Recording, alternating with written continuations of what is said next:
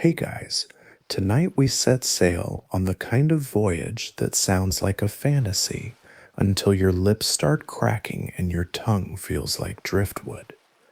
This is the story of how pirates, yes, the rum guzzling, parrot wearing sea scoundrels of old, somehow didn't shrivel into raisins while spending weeks, even months, floating under a merciless sun with almost no fresh water.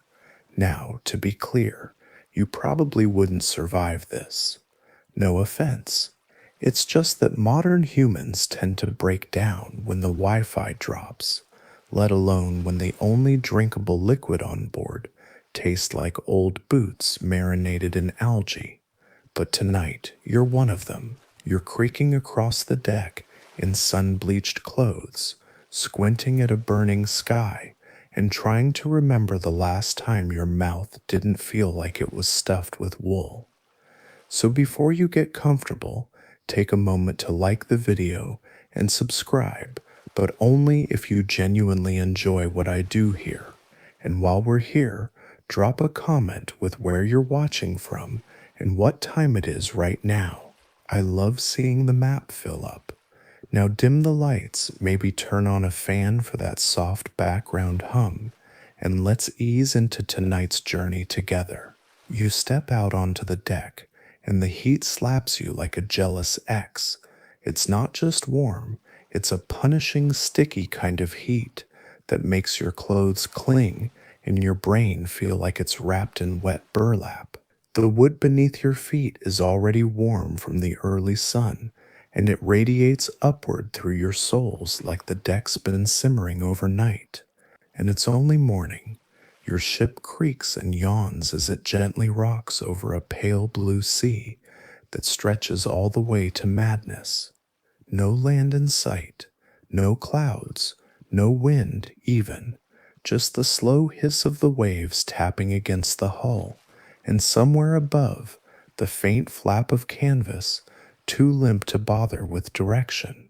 You glance toward the horizon, hoping to spot anything other than water, but all you see is a seam where the ocean kisses the sky like they're in a very long, very boring relationship. There's a reason sailors used to believe sea serpents lived out there. Something that vast and empty just has to hide a monster or two. Your throat's already dry, and you haven't done a thing yet. A nearby sailor, shirtless, red as a boiled crab, leans against a mast and mutters, "Feels like the sun's trying to peel me." His hair is stiff with salt, his face slick with sweat, but his eyes still carry a little mischief. "Should have brought a second mouth just for the water," he jokes, which would be funny if it weren't so true. Back then, ships didn't have luxuries like shade or hydration strategies.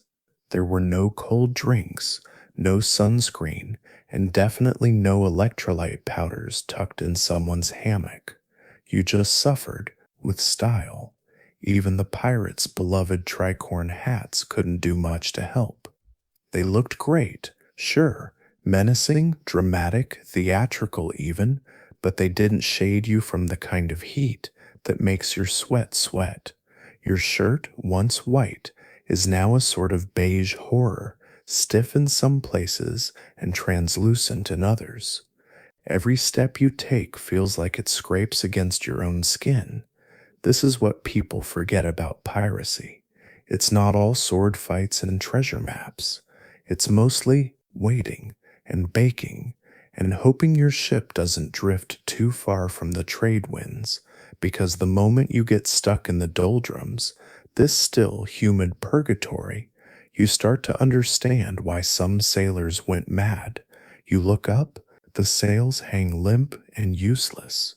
That's bad news. No breeze means no movement, and no movement means more days floating in this soupy air, slowly transforming into a salt-cured snack for seagulls. Now, there is water all around you, endless, shimmering, taunting, but it's the wrong kind. Salt water, in case you forgot, is one of the most efficient ways to dehydrate yourself short of just lighting your own kidneys on fire. Drinking it would speed up your end, not delay it. And you're already thinking about that cask in the hold, the one with the precious fresh water if there's any left. Historically, pirate ships carried barrels, also called butts, which, yes, made for endless sailor jokes, full of fresh water taken from ports or rivers. But after a few days in the heat, the inside of those barrels could get interesting. They weren't sealed tight, they didn't have filters or preservatives. Sometimes when you opened one up, you found a thin film of green muck bobbing on top, or a smell that could make your nose shrivel. Still, it was better than nothing, most of the time. You head below deck for a moment, just enough time to get a taste. Not a gulp, not even a mouthful, just a ladle's worth from a barrel carved so long ago that the wood itself seems to be sweating. The taste? Flat, warm, and somehow both metallic and earthy, like someone steeped iron nails in pond water. But it's wet, and it counts. A widely accepted truth of the era: pirates often survived on as little as half a liter of water per day, roughly a single modern water bottle. Try that for a week and see how you feel. Most people nowadays get twitchy if their iced coffee's late. And here's a quirk: ships sometimes stored water in wine barrels. Why? Because the wine's alcohol content had already killed off a lot of the microbes, and the barrel's inner coating could keep water drinkable just a little longer. Not exactly Brita filter quality, but hey, you take what you can get. Historians still debate how often water rations were supplemented with alcohol. Some argue it was frequent, even necessary. Others think that's an exaggeration made popular by romanticized pirate tales and, well, Johnny Depp. But as you make your way back up to the deck, sunlight slashing across your eyes again, you find yourself wondering if the ocean ever gets tired of being undrinkable. If it ever looks at itself and thinks, maybe I should be a little more helpful. Nope, just keeps sloshing, endless and smug. And so you begin your day again, hot, thirsty, and already dreaming of clouds that haven't existed in days. The salt is everywhere. It clings to your skin like dust to sweat, crusting in your eyebrows, settling between your fingers, and weaving itself into the back of your neck like it's been appointed king of discomfort. You didn't know skin could feel gritty, but here you are, a walking salt lick with eyebrows that sting when you squint, which, by the way, is always because this sun doesn't blink. The ocean surrounds you like an over-enthusiastic acquaintance, always too close, always offering the one thing you can't use. You'd think being adrift on endless water would be comforting. It's not. It's cruel. It's the kind of joke nature tells when it's feeling darkly ironic. The taste of salt is in your mouth, even if you haven't touched the sea. It gets into your breath, into your nose. Even your lips feel like dried out parchment, stinging with every movement. And no matter how many times you swipe your hand across your face, the layer stays, replenished by sweat, cemented by breeze, and blessed by the universe to be as itchy as possible. Your shirt's collar is stiff now, starched by a mix of sea spray and dried perspiration. When you shift, it grates gently against your neck like a papery little saw. Someone nearby, probably Jury, the lanky guy with exactly 3 teeth and a permanent sunburn, scratches under his arm and mutters something about becoming one with the salt. You don't ask him to elaborate. You've learned not to ask Jury anything. This is the strange truth. The sea has claimed you not with waves or monsters or shipwrecks, but with salt, slow, inevitable, quietly turning you into jerky with a bad attitude. And then there's the sweat. The thing is, it doesn't help. Your body keeps trying to cool you, dutifully pumping out moisture, as if there's more where that came from. But there isn't, and every drop lost is a small act of betrayal. You wipe it away instinctively, knowing you shouldn't, knowing you're wasting it, knowing it'll just be replaced with more. You lean against the railing and peer down at the ocean, which rolls and heaves like it's got secrets it won't share. The water below is a greenish blue, deceptively inviting. It sparkles in places, glimmers in others, and mocks you constantly. One of the newer crew members, young, pale, still pretending he's on an adventure, asked yesterday why you couldn't just boil seawater. It was a fair question. You could, in theory, but you'd need a lot of wood, which you don't have. You'd need time, which the weather doesn't always give. And you'd need someone to know what they're doing, which, let's just say, that's not this crew's strong suit.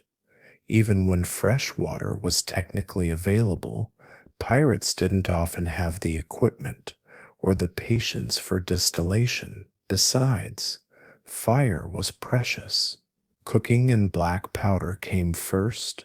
Water came somewhere after patching sails and complaining about everything. The most basic fact of pirate life. You lived in constant, mild dehydration, always thirsty, always adjusting, always low-level cranky. You were never quite okay, but never dead enough to make a fuss about it. You just floated in a haze of salt, sun, and half-formed regrets. You shuffle toward the starboard side, where the barrels are stored, not the good ones. These are the ones the crew pees behind when the wind's wrong, but they're shaded, and right now, that's better than nothing. The air under the tarp smells like rope, mildew, and an old fish. You sit, not gracefully, not dramatically. You just let yourself fall slowly, like your bones are tired of holding the shape of a person. The wood beneath you is warm, slightly damp, and just flat enough to let your spine relax. Someone coughs behind you, a short, dry rasp. You don't turn. You don't need to. Everyone sounds the same out here, parched and a little annoyed. Here's a lesser-known detail. Pirates used to occasionally bathe in seawater, not because it helped, but because it made them feel cleaner, briefly, as if being soaked in salt and fish poop somehow reset the sweat counter. And when they did, their skin would dry fast in the sun, tightening over their bodies like sailcloth. If you ever wondered why pirates always looked leathery in paintings, that's why. Of course, bathing wasn't exactly routine. You were more likely to fall in accidentally than to jump in on purpose. Sharks, barnacles, and strong currents made every swim a potential one-way trip. And there were stories, always stories, about what happened to the last guy who lingered too long near the rudder. You lie back, close your eyes. The ship creaks.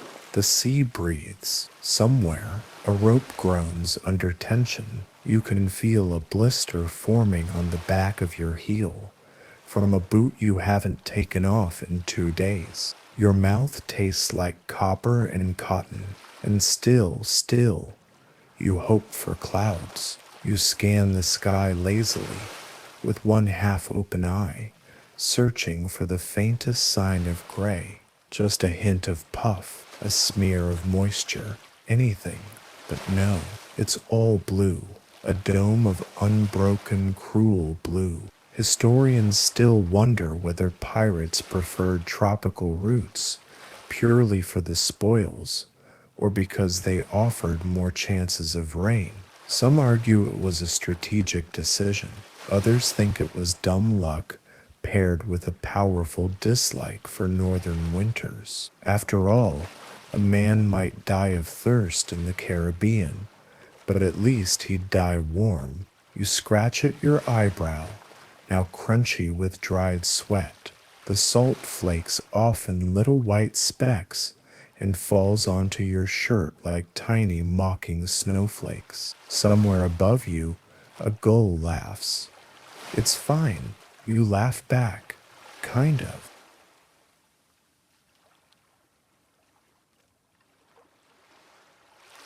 The barrel lets out a faint groan as you crack it open, one of those long, aching wooden sounds that seems to sigh with exhaustion.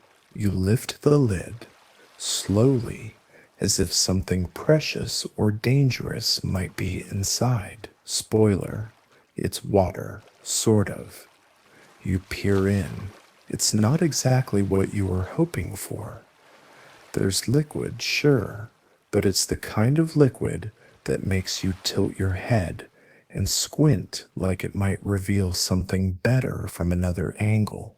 The surface has a faint green shimmer, like someone stirred in a touch of pond scum for flavor. It smells vaguely like something that used to be alive, and you think, though you can't be sure, you saw something move near the bottom. This is your water, your prize, your survival juice. With the sun pounding on your back like a smith at his anvil, you scoop out a ladleful. Your hands are steady, respectful, like it's sacred or cursed. Warm, of course. The metal ladle does nothing to cool it, just delivers the taste more directly to your tongue, where it spreads in a bloom of, well, wetness.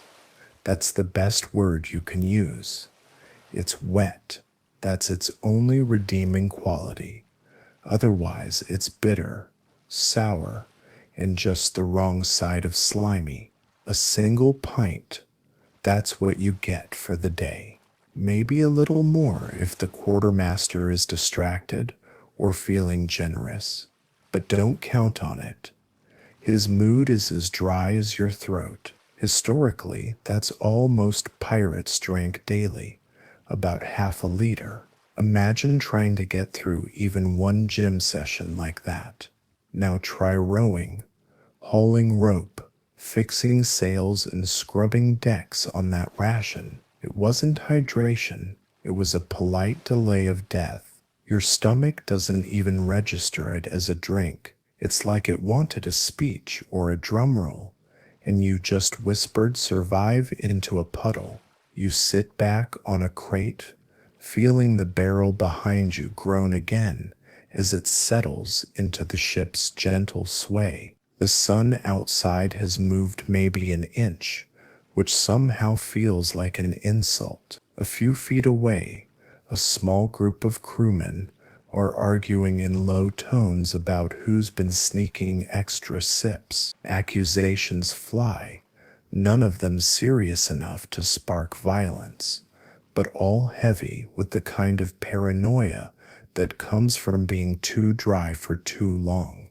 You've seen men fight over less, over a wet rag even. There was that one time someone licked the inside of a boot, and nobody looked at him the same after that. Water brings out the desperate in people. There's a lesser-known detail here.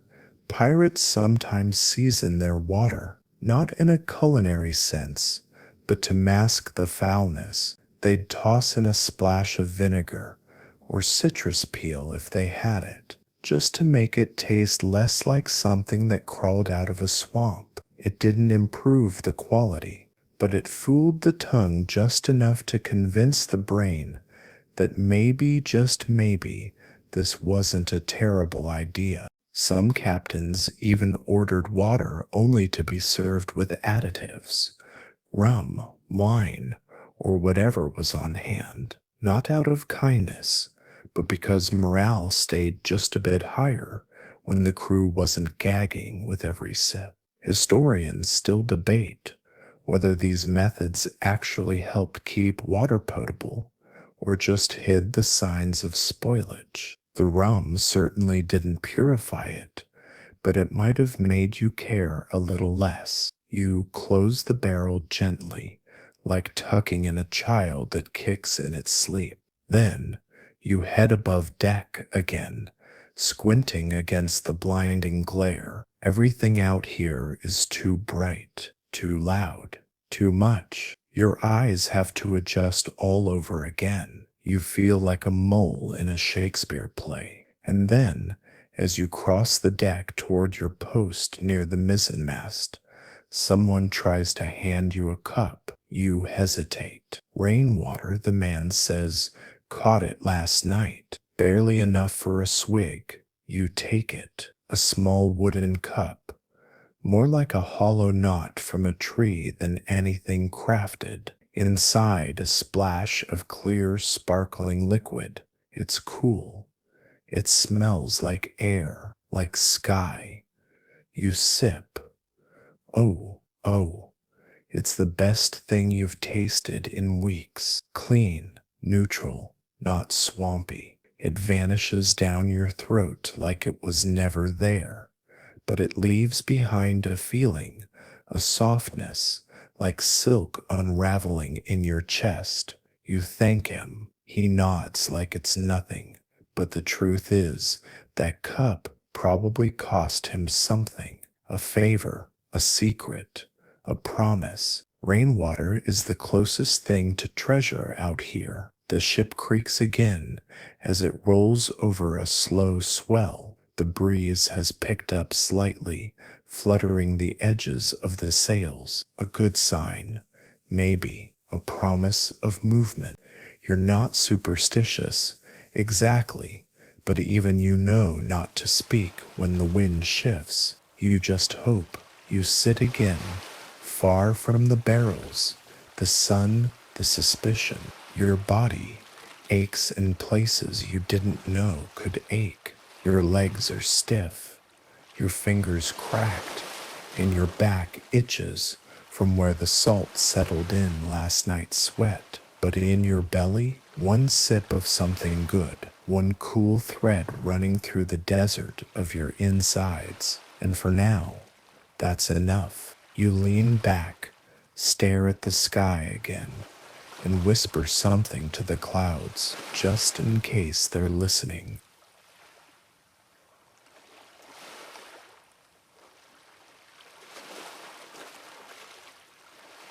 Your hands are shaking slightly as you reach into your pocket for a piece of sailcloth to wipe your lips, not because of weakness, not yet, but from the quiet anxiety that follows each sip of water.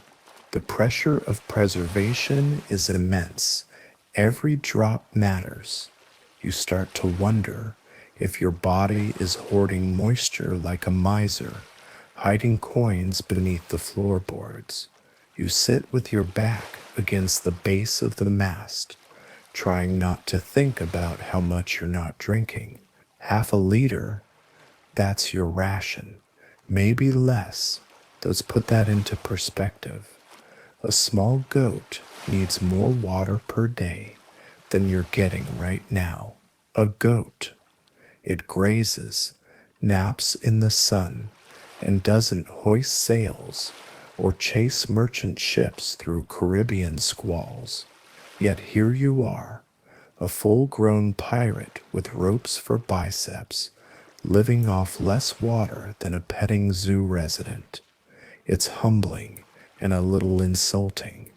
Someone stumbles past you with a bucket and mutters something about leak in the hold. You nod, Everyone mutters out here. Full conversations are too risky, too tiring, and besides, every extra word means using precious moisture to form syllables. Spit is currency. You hoard it like gold. The captain's voice rises near the helm, barking out orders, but you only catch pieces. He sounds angry about speed or wind or something probably unrelated to your thirst, but irritating anyway. You shift positions. Slowly, the boards beneath you are sticky with heat, and you can feel your shirt trying to bond with your back, like it's planning a long term relationship. Your fingers scratch absent mindedly at your collarbone, where a patch of dried sweat is flaking like the deck paint.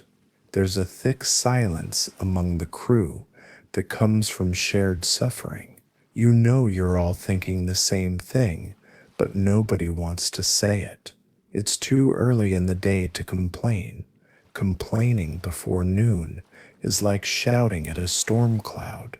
It does nothing and just makes you feel wetter.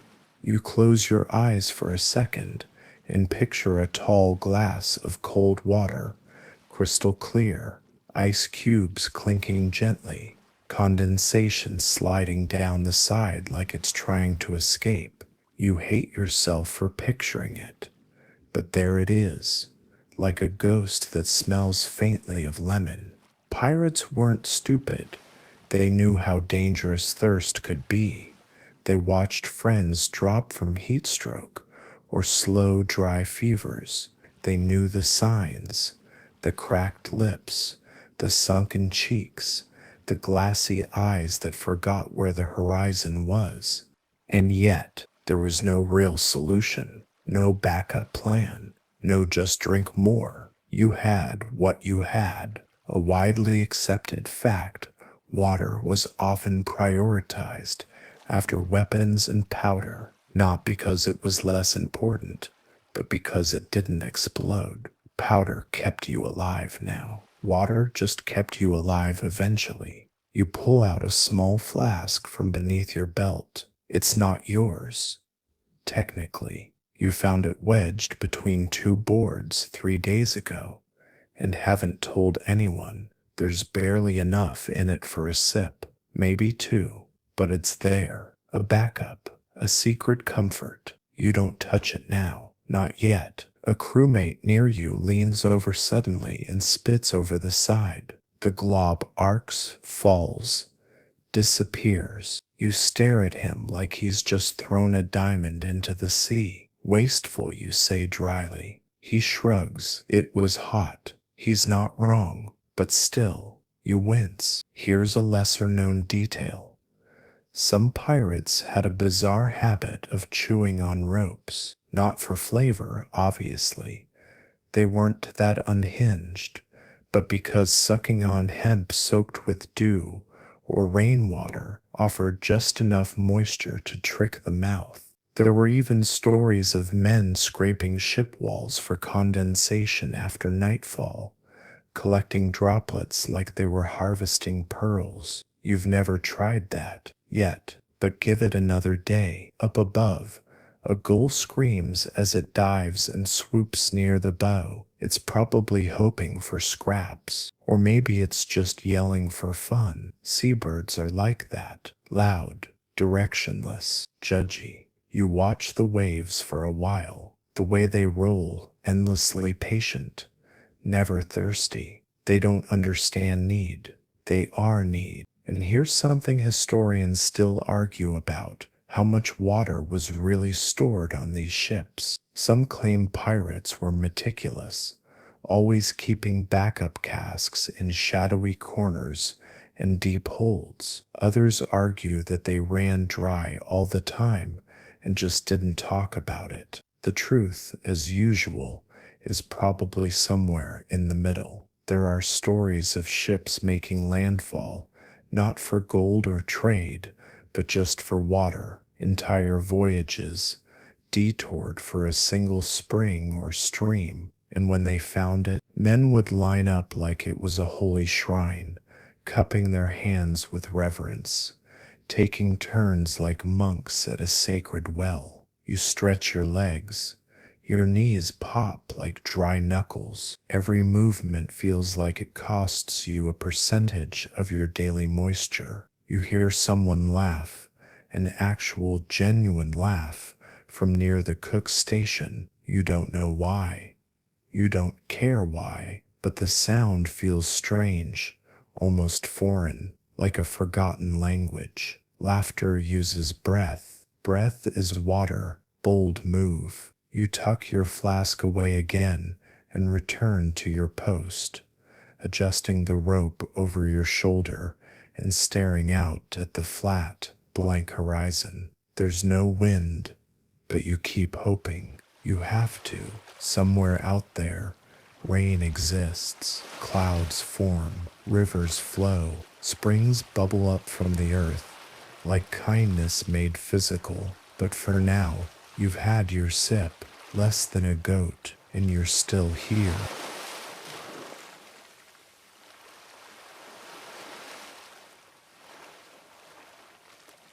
The canvas above your head is stiff and sun-bleached, stretched tight like an old drum skin that's seen too many storms. You look up at it now, not as a sail, but as salvation, rainwater.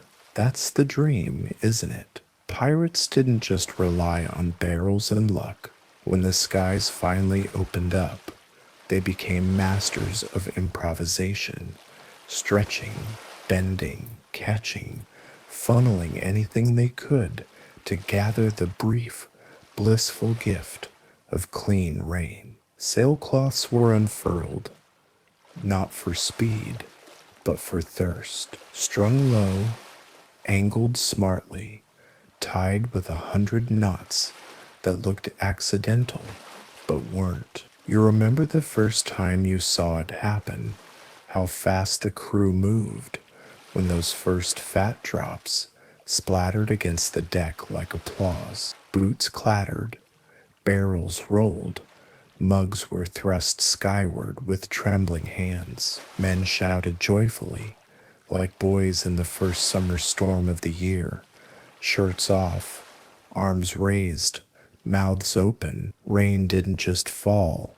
it fell on purpose. Now, you're the one eyeing the canvas, judging its angle, calculating where the water might pool if, when the clouds finally decide to be kind, you reach up and run a hand along the edge. It's brittle, dry, and hot to the touch, but the ropes are strong, the knots are tight.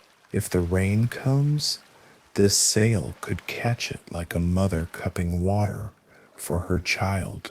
You hear someone behind you mumble, "Next week, maybe." Clouds building over the east line. You glance over your shoulder, see an old sailor with a nose like a broken sundial, squinting at the horizon with something like hope in his eyes. "I'll believe it when it's in my mouth," you mutter back, and he just grins. Here's the funny part. It wasn't just canvas. Pirates used everything. Spoons, helmets, tankards, even the brims of their hats. There's a well-recorded account of one sailor who carved a gutter into the mast just to funnel water into his bunk. Others hung shirts from the rigging and wrung them out over pots. Desperation makes you inventive. The sky right now is still clear, a hard blue with only a hint of smudge near the edges. It's like the clouds are gathering gossip before they decide whether to cry. You know better than to stare too long. It feels like begging. You pace the deck instead, slowly taking note of which sails are patched and which ones might leak. Some spots you realize would drip perfectly into the old stew pot no one uses anymore. You make a mental note. You're not the only one preparing. There's a superstition on board, unspoken but real, that if you talk about rain too much, you scare it off. So nobody says the word. They just grunt and nod at the canvas and hope the sky is feeling generous. A widely accepted fact, rain catching was a real and vital part of life at sea, especially in tropical regions where sudden storms could drop gallons in minutes. Ships would sometimes be equipped with makeshift rain collection systems, gutters along the edges of sails, funnels fashioned from tin, or entire canvas tarpaulins rigged for that single purpose. It wasn't elegant, but it worked. You sit again beneath the mainsail, watching shadows shift across the deck. The breeze has picked up just a touch, enough to lift the hair off your forehead, enough to tickle the canvas with that soft, papery rustle it makes when it remembers how to move. Your mouth feels drier just thinking about it. You let yourself dream a little. A perfect rain, sudden, strong, and without lightning. A downpour so heavy it drums against the deck like 100 feet running toward you. You'd throw off your shirt, tilt your head back, and let it slap against your face, your eyes, your tongue. You'd run with your arms out like a child, collecting droplets like stars. And then, of course, you'd get to work. Rain doesn't last long out here. A few minutes, maybe less if you're not fast. It's wasted. So you imagine the frenzy, crew scrambling, flipping over helmets, repositioning barrels, lining the edges with mugs. You even picture someone trying to hold a frying pan under the boom, hoping for a personal stash. There's a lesser known story about a cook who turned his stew pot into a rain collector, forgetting it was full of onions and fish bits. By the time he remembered, half the crew had already sipped it, convinced it was just flavored water. Nobody complained. Flavor was rare. Your skin tingles, maybe from the breeze, maybe from the hope. You reach into your pocket and feel the soft edge of a bit of waxed cloth. You've been folding it carefully for days, tucking it into corners, preparing it like a sacred tool. When the rain comes, you'll use it to line the inside of your hat. Let it fill, let it cool. Historians still argue over how efficient these rain-catching methods were. Some say pirates couldn't possibly have survived on rain alone. Others believe it was one of their most reliable sources. After all, barrels ran dry, but the sky, that was anyone's guess, and just unpredictable enough to matter. You stretch your legs out across the deck, flex your toes inside your boots, and wonder how many drops it would take to fill a barrel. Hundreds? Thousands? You think of every mouth on board, every cracked lip, every dry cough echoing from the bunks below, and then you look up, one more time, at that cruel blue sky. No clouds yet, but the canvas is ready, and so are you.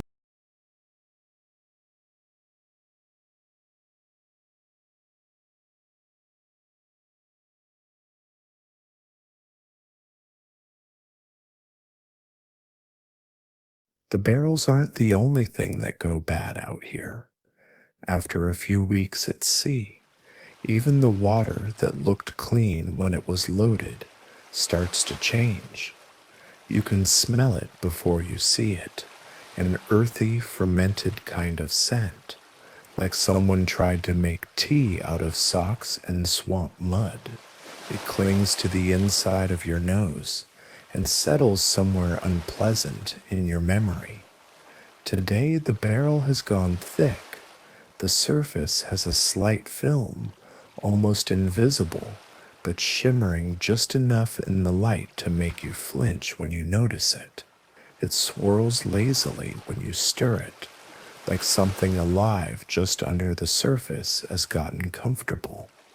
You hesitate, then you drink it anyway, because what else are you going to do? The rot problem, they called it. The rot is being generous. What you're really dealing with is a tiny invisible army of bacteria, algae, and other microscopic nightmares that think barrels are luxury apartments. Wooden casks, poorly sealed and sitting in heat, become perfect breeding grounds. Sometimes the taste is bearable. Sometimes it's gag worthy. Once in a while, it's a one-way ticket to a full-blown stomach rebellion. Still, you drink. You always drink. Here's the trick. You mix it with something else.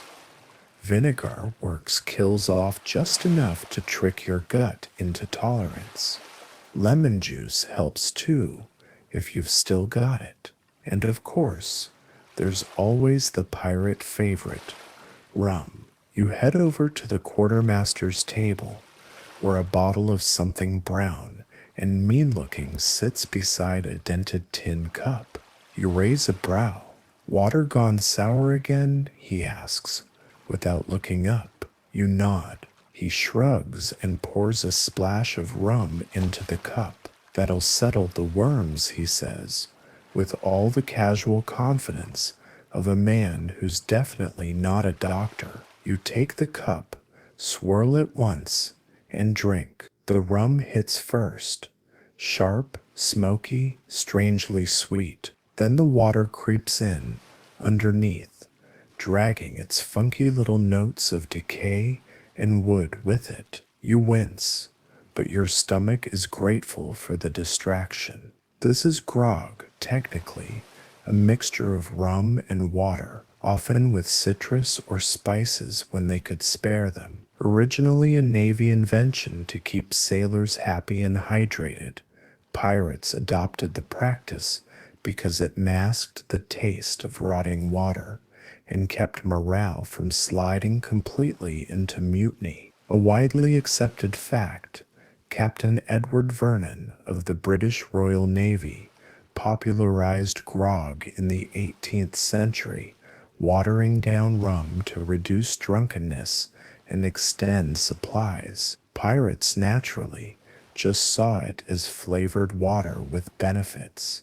The lesser-known bit, some captains only allowed grog on certain days. Too much alcohol, and the crew got sloppy. Too little, and they got angry. The balance was delicate. A splash here, a dash there, never quite enough to forget the heat, but just enough to dull the edge of thirst. Historians still debate whether grog actually helped or just turned already questionable water into alcoholic soup, but the pirates drank it constantly, with enthusiasm, and usually while pretending it tasted much better than it did. And you sit cross-legged near the railing now, the tin cup still warm in your hand, the aftertaste clinging to your tongue like regret. The deck creaks beneath you as the ship rolls lazily through calm seas. Nearby, a crewman is scraping the inside of a barrel with a long-handled ladle, muttering curses about green ghosts and drinking frog spit. You nod in sympathy. You've been there. Some barrels grow mossy on the inside. Some develop little floating bits you try not to think too hard about. Others turn black near the bottom, so foul even the ship rats won't touch them. But you never toss them. You can't afford to. Water's water, even if it has texture. You've even heard stories of pirates chewing pine shavings or soaking cloth in old brandy just to trick their mouths into thinking they were drinking. Survival is more about illusion than nourishment out here. The sun is high now, heavy and oppressive. You tilt your head back and stare at the sails, still limp, still waiting. The breeze has died again, and the ship floats like a bored ghost. And there's something oddly funny about all of it. You're floating in a soup of salt and misery, surrounded by endless water you can't drink, sipping rotted barrel juice mixed with rum, because that's what passes for refreshment. You're sunburned, sticky, and mildly drunk at noon on a Tuesday, and you're grateful. Pirate life, you think. Not exactly brochure material, but there's a strange comfort in routine. Wake, sip, sweat, scrape, sip again. You ration your thoughts like you ration your drinks, carefully and only when necessary. And when you finally close your eyes for a moment and rest your head against the warm, warped rail, the sway of the ship lulls you into something resembling peace. Maybe tomorrow you'll mix in some vinegar. Maybe you'll try boiling it, waste of firewood or not. Or maybe you'll just keep trusting the rum to cover the worst of it. You exhale through your nose. The breeze brushes past your cheek. Finally, just a whisper, but it smells like rain. You don't move. You don't speak. You just listen.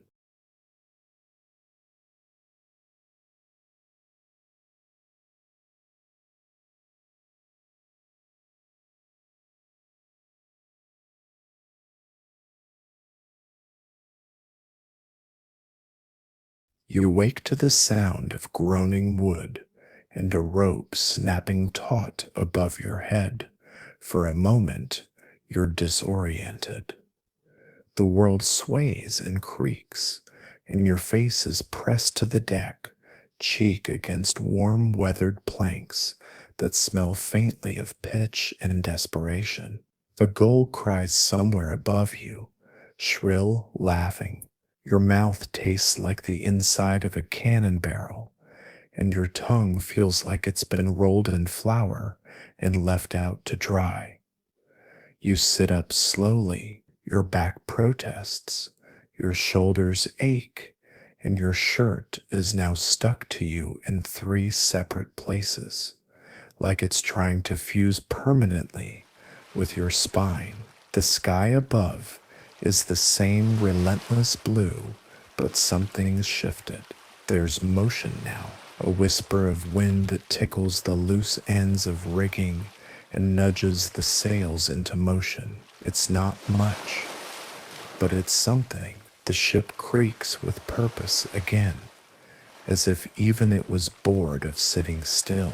You stand stretching one arm then the other, wincing as dried sweat cracks and flakes off your skin like old plaster. A few crew members are already moving, shuffling into positions, hauling on ropes, adjusting canvas. Everything's slower when you're thirsty. Thoughts come thick and heavy, like walking through sand. Then someone says it. Storm coming, and suddenly the deck is alive. You scan the horizon. Eastward, there's a smear of gray. Thin at first, but growing. Clouds are building like smoke rising from behind a distant island. You can almost smell the rain already. Imagined or not, the wind tastes different. Damp, metallic, promising. Someone rushes past you carrying two empty barrels, and your pulse jumps. Rain. Rain means water. Water means life. You spring into motion, helping stretch a tarp across the midship. It's patched in three places, stained with something you don't ask about, and smells like mildew and tobacco, but you tie it down like it's silk. Every crease is important. Every sag could lose you precious drops. Another crewman is hanging a sack from the boom, a shirt knotted at the arms, with a tin cup nestled inside to catch drips. Someone else has placed an old pan upside down on the deck to collect runoff from the sail above. You nod at that one. Clever. Rain catching prep isn't elegant. It's frantic, sloppy, hopeful. You're all just thirsty kids building buckets out of dreams. The quartermaster walks past, carrying a cracked helmet and muttering about balance. He looks like he's planning to catch water straight off the figurehead, a widely accepted fact.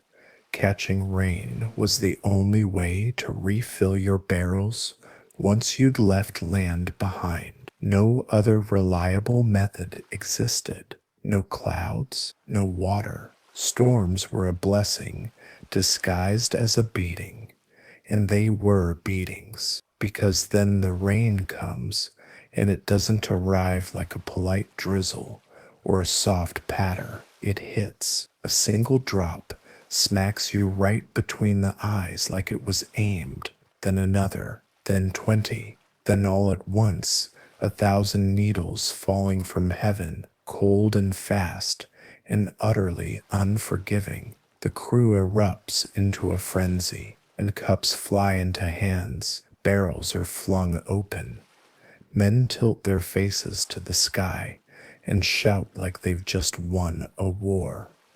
You do the same. You raise your face and open your mouth, and the water hits your tongue like ice turned into sunlight. You drink straight from the sky, choking and sputtering and laughing because it's too much, too fast, and too perfect. It's not just thirst, it's joy. Even the wood beneath your boots seems to sigh in relief as the rain soaks it, washing away salt, sweat, and whatever has been fermenting in the corners for weeks. Here's a lesser known detail. Some pirates carried special canvas sheets stitched with small gutters, designed only for storms like this. They'd funnel the rain directly into hidden barrels, away from greedy hands and muddy boots. It was the closest thing they had to plumbing. You're too soaked to care. The water runs down your neck, into your shirt, along your arms. You're drenched within seconds, but you don't flinch. The salt is rinsed from your skin. The air cools. The sun vanishes behind the storm clouds. For the first time in days, your body relaxes, and then someone slips. A loud thud, laughter, swearing. You don't even look. Everyone slips during the first big rain. The deck turns into a skating rink, slick with water and freedom. You steady yourself with one hand against the railing and raise your other hand, letting the rain pool in your palm before drinking from it like you were born for this. Historians still wonder whether pirates believed storms were divine. Some say yes, that certain crews offered prayers before rain or cursed false clouds when they passed overhead. Others think the rituals were practical, call it superstition, but mostly it was about pressure and wind and sheer luck. You believe in the sky now. Whatever it wants, you'll give. Eventually, the rain slows, a drizzle, then a whisper, then only the sound of dripping canvas and sighs of satisfaction. You look around. Half the crew is soaked and sitting on barrels like wet laundry. The rest are still busy collecting the last dregs, squeezing out shirts, transferring water from buckets to sealed casks. The energy is slower now, grateful, loose. You sit, water sloshes in your boots. Your hair is plastered to your forehead, but your mouth isn't dry anymore. And for the first time in a long time, you're not thinking about how thirsty you are. You're just thinking about how good it feels to be alive.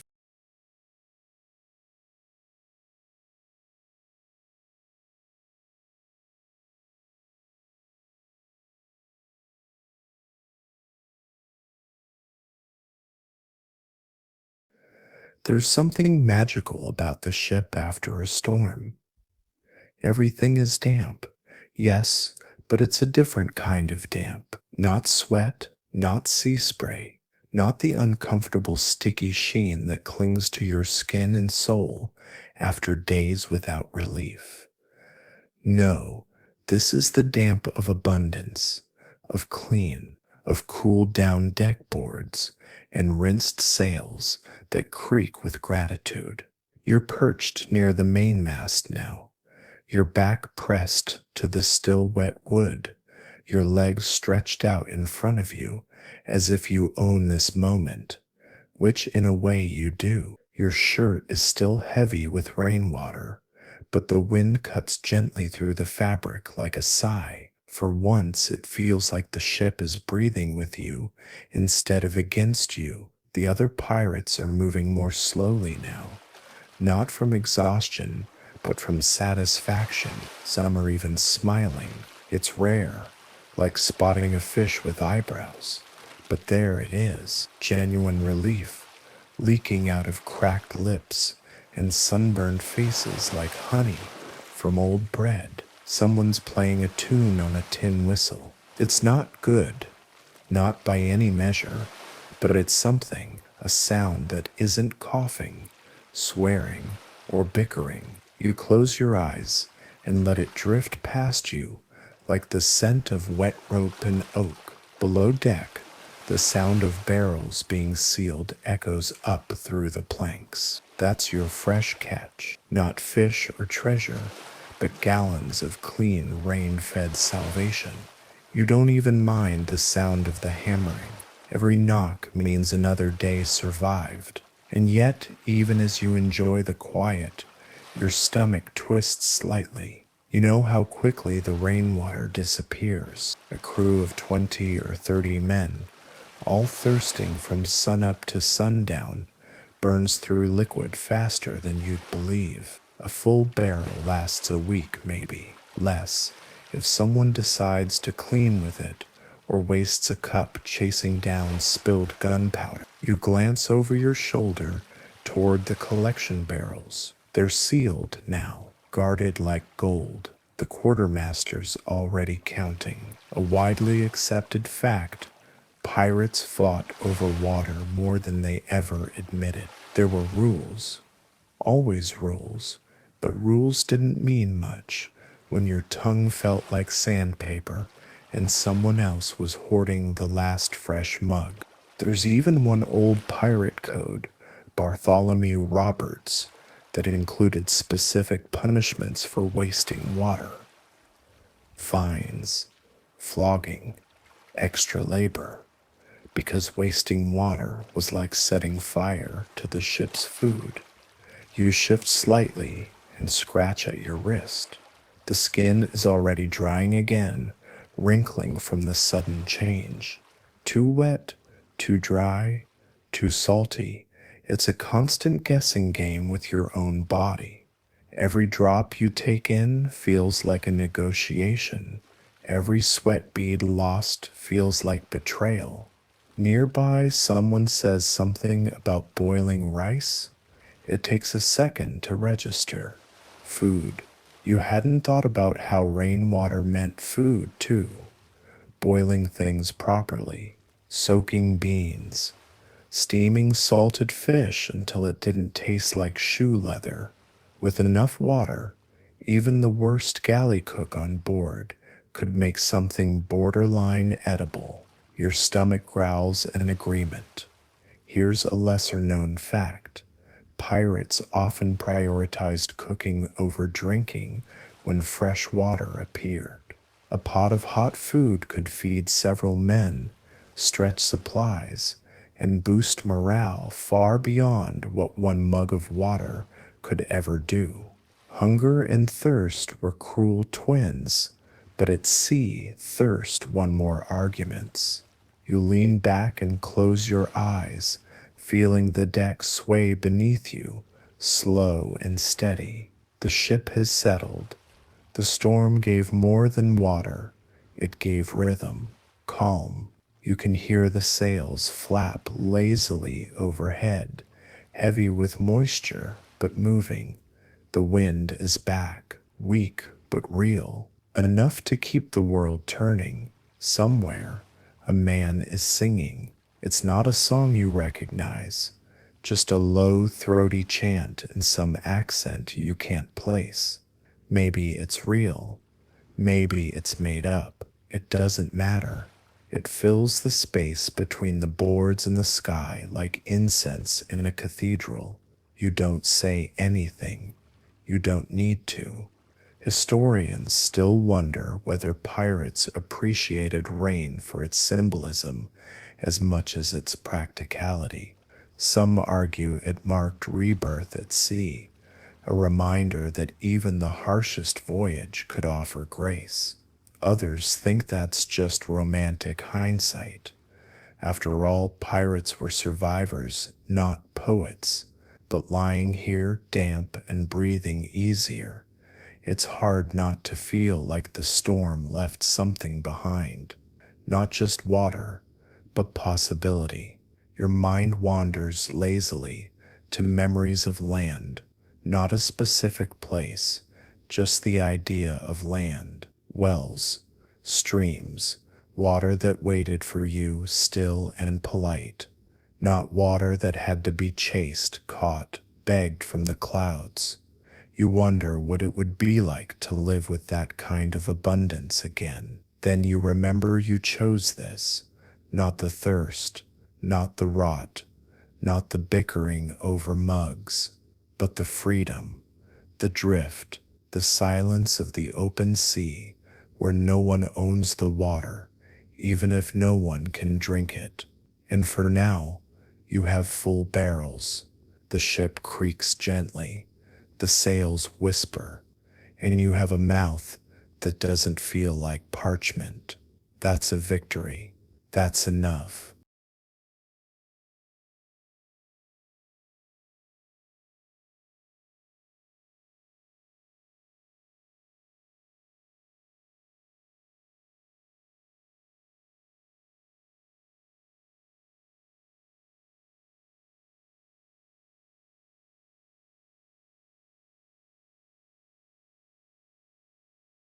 The next morning begins with a silence so complete it feels like a trick. You open your eyes slowly, unsure if you've truly woken or drifted into another layer of half dream. The ship is still moving, gently, like a cradle pushed by the breeze. No shouting, no boots thudding overhead, just the low groan of timbers settling into the day. Your mouth is dry again, of course. Sleep always does that. It sucks moisture from you like a jealous sponge. You run your tongue over your teeth and taste old rum, old rain, and something metallic that might be your own thoughts. You sit up and blink at the dim light filtering through the boards above. The air down here is damp and musty, thick with the scent of rope, sweat, and last night's storm still clinging to the beams. You take a deep breath, and your ribs expand like they're remembering how to move. Then comes the first sound, the splash of liquid being poured. A barrel is open. Someone's ladling out the ration. You stand quickly, not panicked, but purposeful. You're not about to miss your turn. The line has already formed near the midship hold. Each man moves forward in a slow, quiet shuffle, holding out whatever cup, bowl, or hollowed object he can call his own. There's no fighting. Not yet. The storm has made everyone generous, if only for a moment. When it's your turn, the quartermaster dips his ladle into the barrel with an almost priestly reverence. He hands you your share without a word. A shallow scoop, maybe half a pint, enough to wet the tongue, barely. You nod, step aside, and take a slow, careful sip. It's good. cool, clean, not sweet, but soft. Rainwater has a gentleness to it, a kind of roundness on the tongue that barrel water never manages. It's like the difference between a lullaby and a battle cry.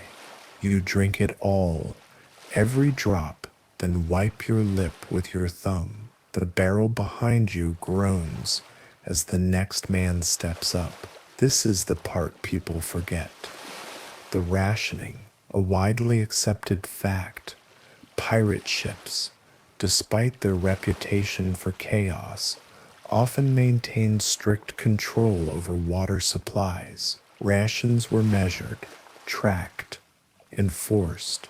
There were rules, unwritten or otherwise. Break them, and you'd find yourself on the wrong end of a fist, a whip, or worse, because water wasn't just survival, it was structure. It gave the voyage rhythm, a kind of ritual, morning rations, evening checks, a whispered complaint when the barrel ran low, a shared silence when it was full. You carry your cup back toward the bow and settle into a spot beneath the rigging, watching the sea blink in and out of shadow as the sun begins to rise. The light cuts across the deck in golden slats, like someone spilled honey on the planks. Men stretch, yawn, some spit wasteful, but inevitable. A younger crewmate near you holds his mug up to the light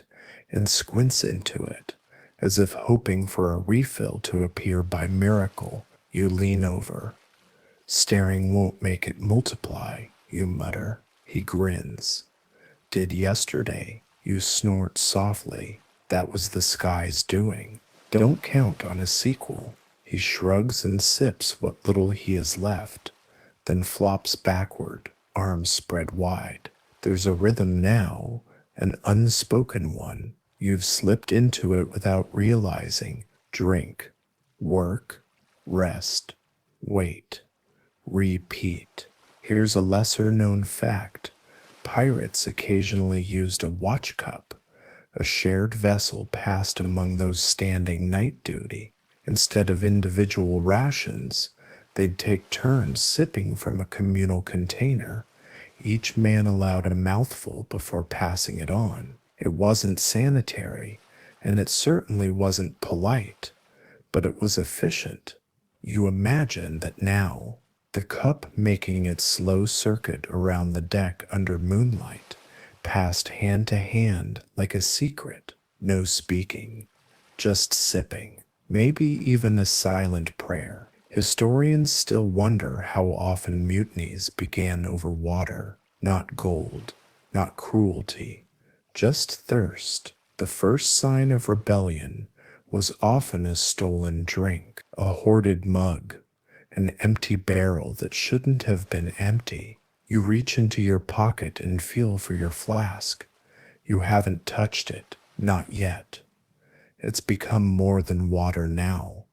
It's a talisman, a promise. You keep it sealed, pressed against your hip, just in case the next storm doesn't come. The sun climbs higher, painting the deck with sweat before breakfast. If there is breakfast, you're not counting on it. The ship creaks again, turning gently to catch a breeze. Sails ripple.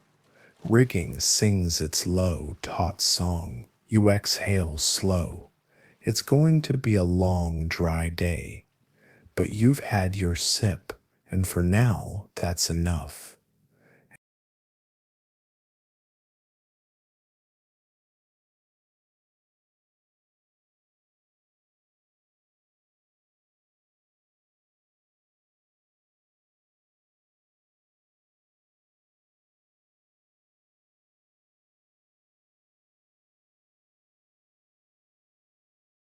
The days stretch on, each one blending into the next like waves, washing over the same shore. Time has a way of bending here. Hours blur, memories get fuzzy, and thirst becomes a dull hum in the background.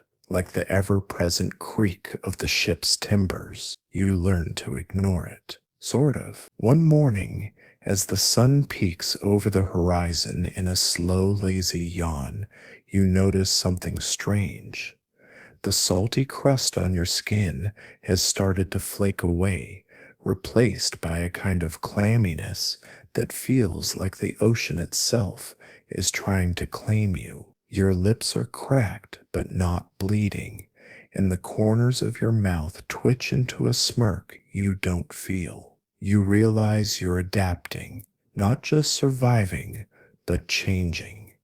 It's the body's stubbornness, you think, the same stubbornness that refuses to let you keel over from thirst, that recalibrates every muscle and cell to wring out water like a towel hung in the sun. You're becoming a creature of the sea, slow and salt-born, but alive, and just in time, because the supply is running low again. You join the others near the water barrels. The quartermaster is there, clipboard in hand. Not really a clipboard, but a rough piece of wood with tally marks scratched into it. Each mark a ration given, a promise kept. The barrel's surface ripples as the wind stirs the deck. You lean over, peering into the murky liquid. It's clearer than before, but not exactly crystal. You catch your reflection in it, haggard, sunburned, and somehow determined. A widely accepted fact. Sailors and pirates alike suffered from a condition called dry bellyache, a painful intestinal illness linked to drinking bad water. It was both feared and accepted as part of life at sea. Some thought it was punishment for greed. Others blamed the barrels. You sip anyway, because what else? A lesser known detail, some pirates attempted to purify their water by tossing hot iron or copper into barrels, hoping the metal's properties would kill bacteria. Results were mixed, but the effort shows how desperate they were for clean water and how creative survival instincts can be. You can't help but wonder if the men before you tried the same trick, if they stood where you stand now, eyeing the cloudy liquid, whispering curses, and hoping for mercy. There's a quiet debate among historians about how well pirates managed their water stores. Some say pirates were better than navies because they planned for scavenging fresh water often. Others argue pirates were reckless and usually suffered because of it. Maybe both are true. You step back and wipe your hands on your pants. Your throat tickles, reminding you of the task at hand. You've got a full day ahead, sails to tend, ropes to knot, and the endless watching for land or storm or salvation. The sun climbs higher, hot and unyielding, but you have water for now. The endless horizon blurs again as the days melt into each other. Your body is growing accustomed to this dry, salt-sprayed routine. The sharp pang of thirst less a fire now, and more a quiet whisper at the back of your mind. You move through the ship like a shadow, careful not to waste energy, careful not to lose what little moisture you have left. You find yourself watching the horizon more often than the sails, waiting for land, a cloud, anything that promises relief. It's strange how hope works at sea. It clings to the edges of your vision like sea foam on a rock, always there, always just out of reach. You'd think it would wear you down, but somehow it doesn't. It pushes you forward, even when your body begs to quit. Today the sky is a dull gray, thick with heavy clouds that hang low like curtains. The air smells of salt and something else, something fresh. You can almost taste it, sharp and electric on your tongue. A A widely accepted fact, pirates often use the scent and appearance of clouds to predict storms and, by extension, rain. It was survival skill honed over countless voyages. Reading the sky was as important as reading a map. You recall a lesser known detail. Some pirates carried small containers of vinegar or sour wine, not just to mask bad water, but because the smell helped them sense subtle changes in air pressure, giving clues about incoming weather. It was their primitive barometer, carried close to the skin or nose. You walk the deck, eyes scanning the clouds. There's a shift, a sudden, subtle breeze that picks up your hair and carries a whisper of something promising. You close your eyes and breathe it in. The crew is quieter than usual. Men glance upward, fingers pointed, mouths tight with anticipation. No one says it, but everyone feels it. The sky is ready to give. You prepare your makeshift catchers, a piece of canvas, a tin cup, a patched helmet, each one a chance at salvation. You think about the barrels below, waiting to be refilled, waiting to be saved, and you wonder if the sky can break. Will you be ready? Historians still debate how much pirates actually trusted weather predictions. Some say it was pure superstition.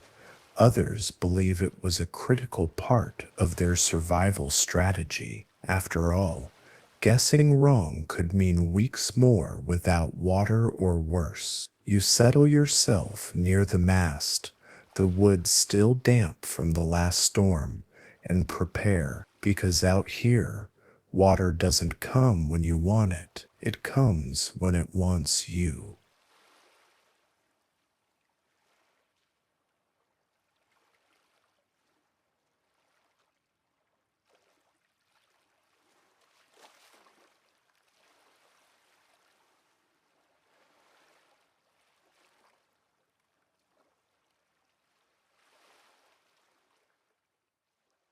It starts, not with thunder, but with a single drop, so soft, so sudden, it almost feels imagined. It hits your forearm and vanishes before your eyes can confirm it. Then another lands on your cheek, and another. By the time you look up, the first drops are already dappling the deck like 1,000 tiny footprints. No one yells. No one cheers. Not this time. Instead, you move with quiet urgency, like a priest preparing for a sacred rite. Everyone does. The noise is replaced by the rustle of canvas, the clink of metal cups, the careful shifting of barrels and buckets. It's a dance, not a scramble. You grab your canvas scrap, already folded and tied from the last storm.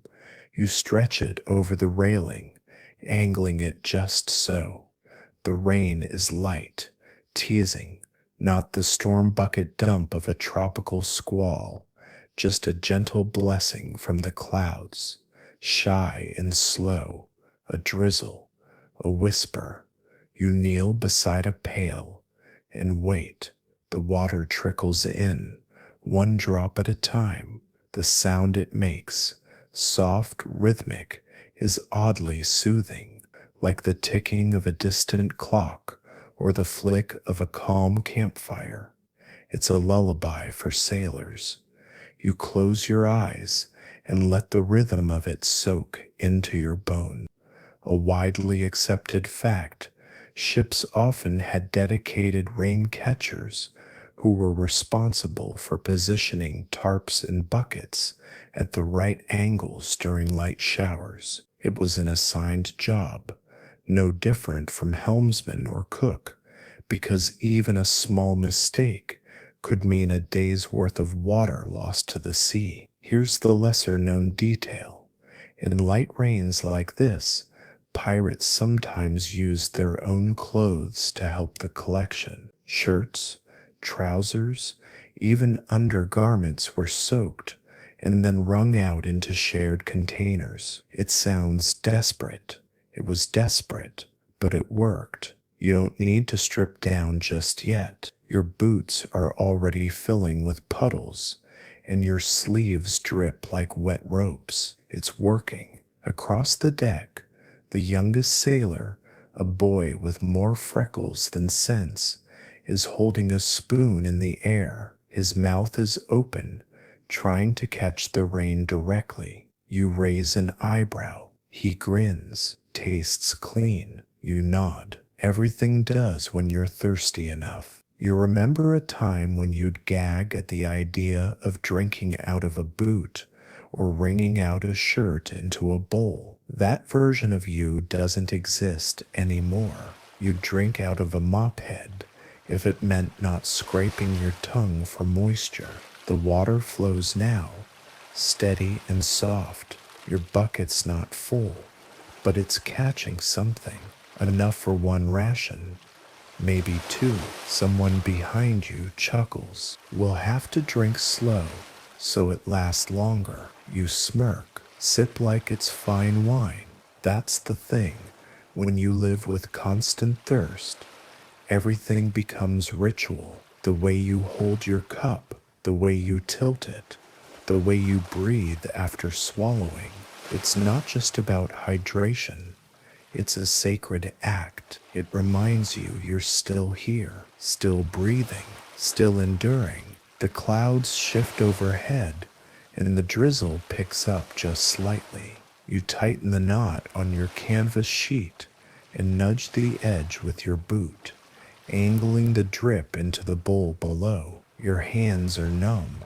Your back is sore, but you stay perfectly still, guarding the flow like a miser guarding coins. Historians still wonder how pirates coped with the psychological toll of thirst, not just the physical weakness, but the paranoia, the fear that someone might steal your ration, drink ahead of you, or pour too much. There are journals filled with accusations, some ending in duels over less than a pint of water. You don't think about that now. You think about the drip, the sound of survival, the little ripples in the water, slowly building in your cup. You smile softly to yourself. The rain won't last. It never does. But for now, it's enough. It always has to be. Later that night, after the drizzle has faded and the clouds have drifted on, the deck glistens under moonlight like a freshly scrubbed floor. Everything is damp. Ropes, sails, boots, bones. Even the air feels like it's still catching its breath, heavy with the memory of rain. You sit beside a barrel that now sloshes softly when nudged. It's not full, not even half, but it's something. You rest your hand on it, like it might hum back with gratitude. The stars blink overhead, indifferent. The crew is quieter now, not the tense quiet of thirst, but the tired hush that follows relief. A few men snore openly below deck. One is curled like a shrimp beside the galley, his hand still clutching a cup. The boy with the spoon has somehow tied his shirt into a makeshift hammock and is swinging gently, eyes closed, a faint smile tugging at his lips. You sip slowly from your mug. It's lukewarm now, but clean. It tastes like the sky, and you allow yourself to feel human again. It's funny how quickly things can shift. One day you're counting drops like coins, licking condensation off the hull, and the next you're holding a full mug and trying to remember what desperation felt like. Not that it's gone.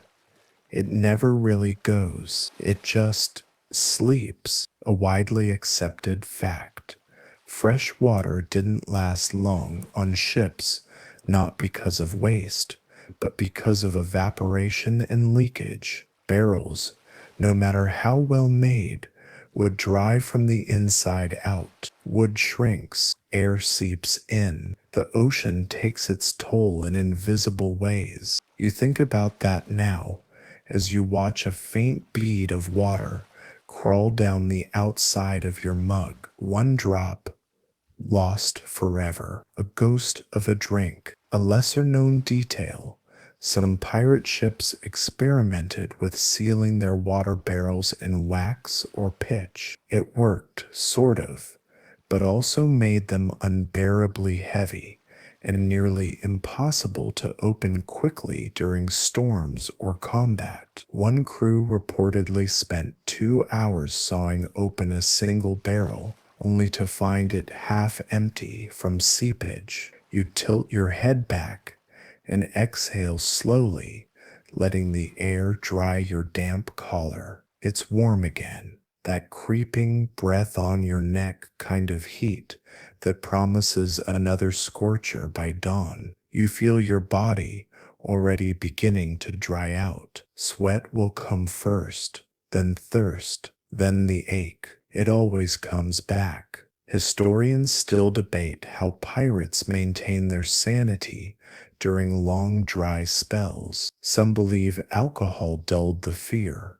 Others say the repetition, swab, climb, not sleep, kept the mind numb enough to endure. Maybe they were just too busy surviving to think much about anything else. You take another sip, this one smaller than the last. You hold it on your tongue for a second, savoring the weight before swallowing. You're rationing, even now, even with the barrel behind you.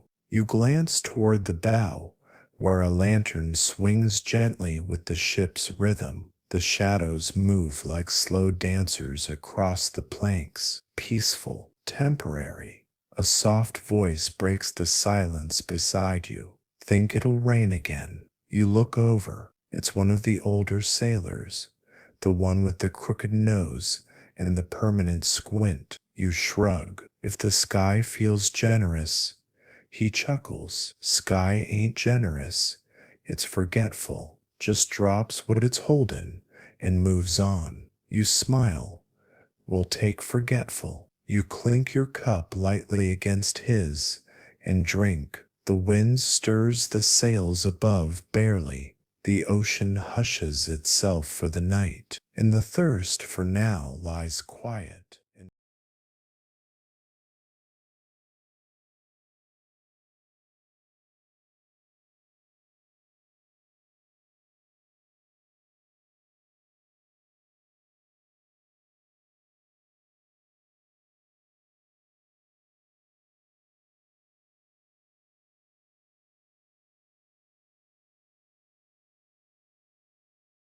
Dawn breaks slow and bleary-eyed, like a drunk waking up after a night of bad decisions. The sky glows faintly pink at the edges, and the sea looks almost polite. No waves crashing, no wind howling, just a slow roll, like the world is still deciding whether it wants to be awake or not. You're already on your feet, barefoot, shirt clinging to your chest. You slept light, if you slept at all. The coolness in the air before the sun fully stretches is rare, precious, like the quiet right before someone drops a hammer. This is the best time to move, to work, to think. You stretch your back, joints popping like old wood. Somewhere nearby, a rat skitters across the deck, pausing to sniff at an overturned bucket.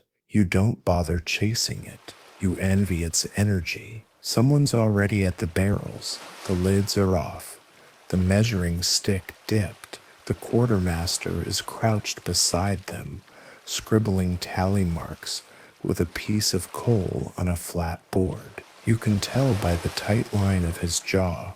It's not good news. You walk over. He doesn't look up. We lost some overnight. You glance into the open barrel. half an inch lower than yesterday. Evaporation, a widely accepted fact.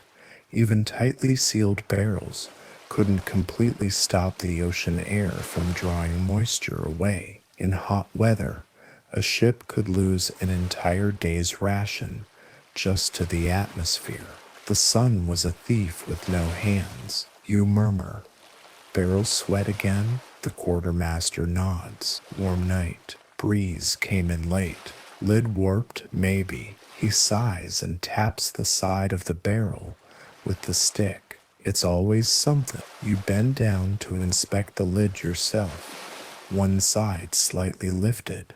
Not enough to notice unless you were looking. You press it down gently, and it creaks back into place. Too late, of course. The crew is waking now, one by one, groggy and slow. Boots hit the deck. Yawns echo between the masts. The same faces you see every day, only slightly more cracked.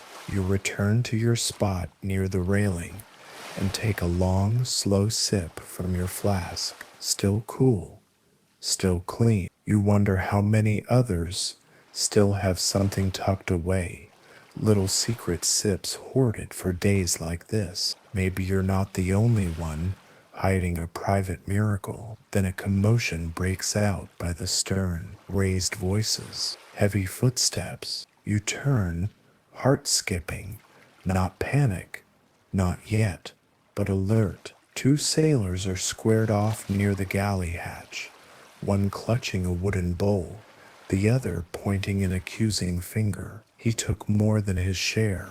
One growls, I measured it.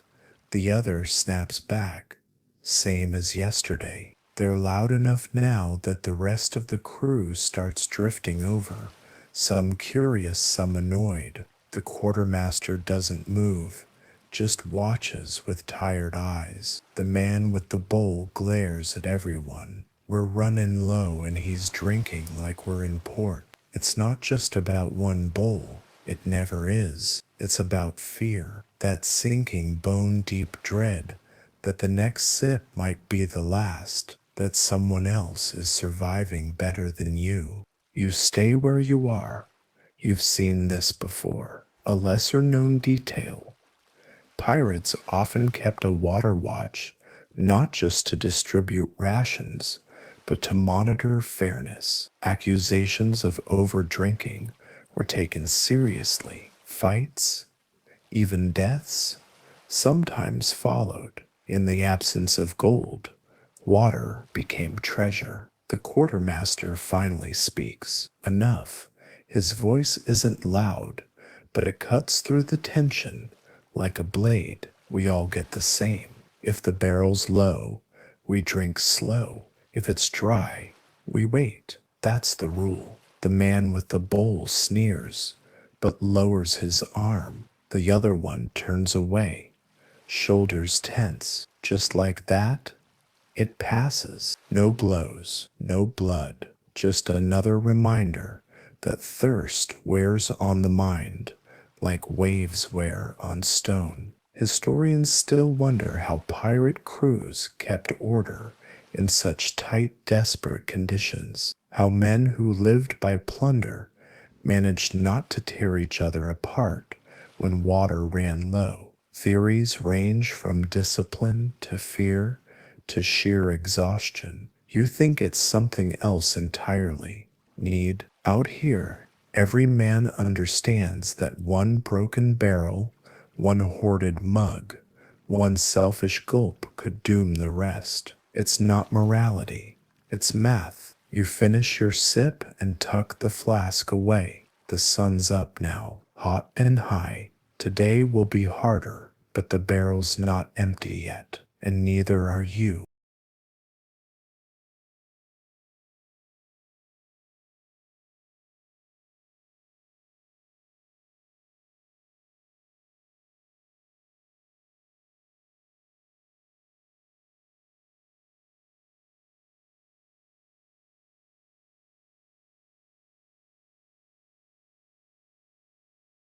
By midday, the heat wraps itself around you like a wet wool blanket, soaked in vinegar and left out to rot. It's not just hot, it's hostile. The kind of heat that doesn't just sit on your skin, but enters you, takes up residence somewhere behind your eyes, and makes every thought feel like it's trudging through syrup. Your shirt is stuck to your back. Your boots feel like boiling kettles. Even the breeze, when it comes, feels like someone breathing on you through a broken oven door. You sit in the shade beneath the overhang near the quarterdeck, which isn't much shade at all. The planks are hot to the touch, and every few minutes you have to shift your weight to avoid being slowly roasted from below.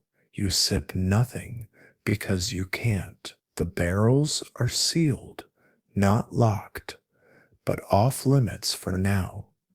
The last measurement wasn't good. 2 more days, maybe 3, if no rain comes and nobody gets clever. So the water is under a kind of quiet guard, not from thieves, though let's not pretend that's unheard of, but from hopefuls, the ones who start justifying it to themselves. I've done more work today. I deserve an extra sip, just a little one. It won't matter. You've thought it too. Everyone has. A widely accepted fact.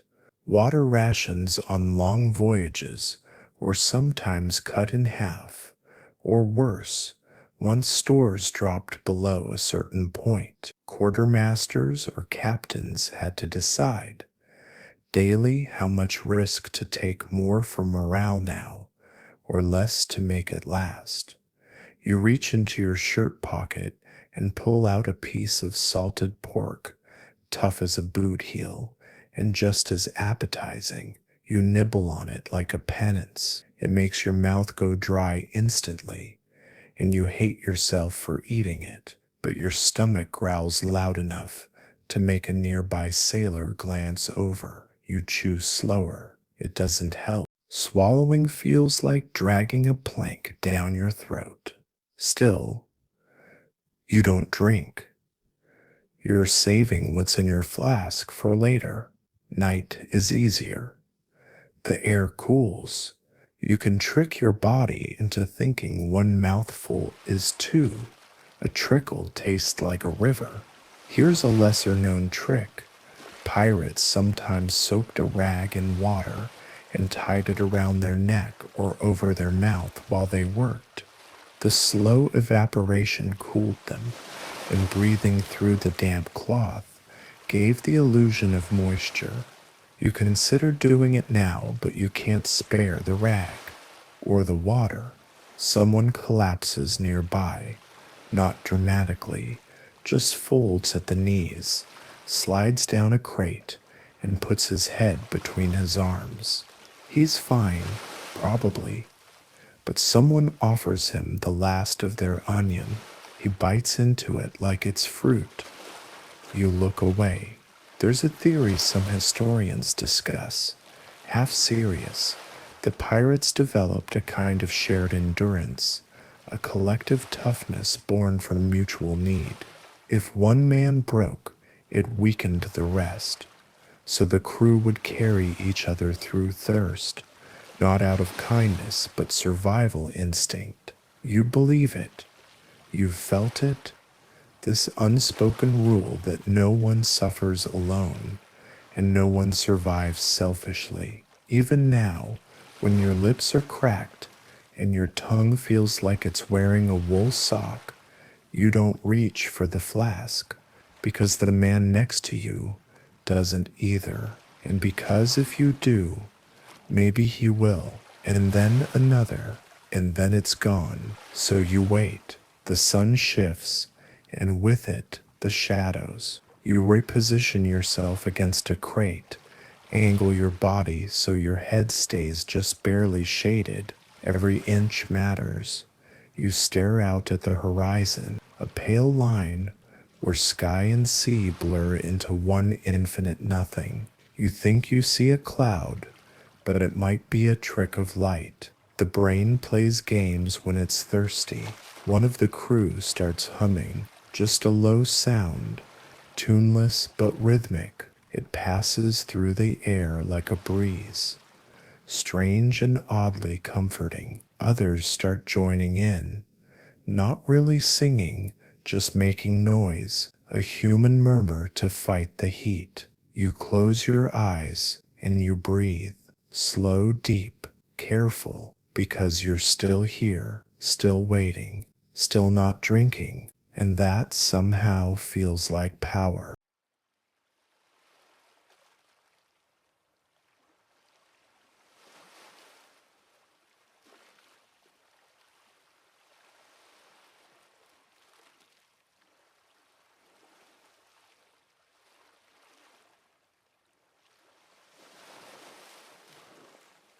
Evening falls like a curtain made of velvet and ash.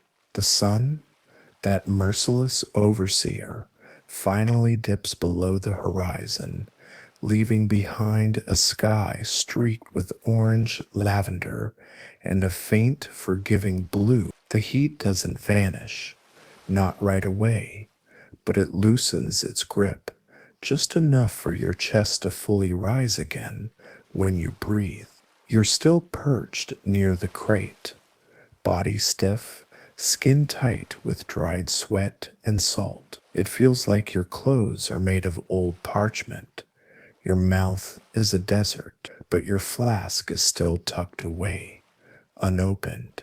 You're starting to think you might actually make it through another day. Around you, the crew shifts into its night rhythm, less shouting, more murmurs. Someone lights a lantern at the forecastle. Another man starts counting beans by the handful, clearly preparing the next sorry excuse for a meal. There's a tiredness in the air that isn't just from labor, it's from restraint. Every man is holding something in. You can feel it, this delicate balance. One wrong word, one sloshed mug, and the whole crew might fray at the seams. So everyone stays quiet, a widely accepted fact. Pirates preferred to sail by moonlight when possible, especially during summer months when the heat of the day made working unbearable. Night sailing let them breathe easier, conserve energy, and often conserve water, since sweat loss was reduced. You've always liked the night best. Less sun, fewer questions. The stars become something to look at, besides the inside of your skull. You glance up now, or Ryan maybe, or some other hunter stalking across the sky with his belt and bow. Here's a lesser known detail. Some pirates believed certain constellations predicted weather patterns. A shift in the stars could mean a coming storm or dry spell. It was part science, part superstition. But out here, every edge counts, even imaginary ones. The quartermaster does his rounds again, his steps soft on the planks. He nods to you as he passes but says nothing. No one talks much after sunset. Talking reminds you of your tongue, and your tongue reminds you of your thirst. Instead, you watch the lantern swing. It makes a circle of gold that dances across the deck as the ship rocks. The water slaps gently against the hull in a slow, patient rhythm. The night breeze returns, thin and dry, but at least it moves. Your stomach grumbles. You ignore it. You take out your flask, not to drink, just to hold. It's strange, the weight of it. The small comfort in the possibility of relief. You unscrew the cap, sniff the inside. The scent is barely anything now. Faint, metallic, but enough to make your mouth water. You consider it, then screw the lid back on. It's not time yet. The others are bedding down, blankets thrown over hammocks, boots tossed under benches. The young ones fall asleep faster. The older ones stay up longer, not because they're stronger, but because they know how short the quiet is. Historians still wonder how men slept under such harsh conditions, with hunger, thirst, and constant motion gnawing at them. How did they find peace? Some records mention sleep in shifts, while others say men collapsed wherever they stood. You lie back, arms behind your head, the wood of the deck still warm beneath your spine. You let your eyes drift closed. The hunger in your belly is sharp, but familiar. The thirst in your throat is constant, but quiet. And the stars above don't care, but they shine anyway. You breathe in, slow, exhale even slower. Your body aches, but your mind drifts.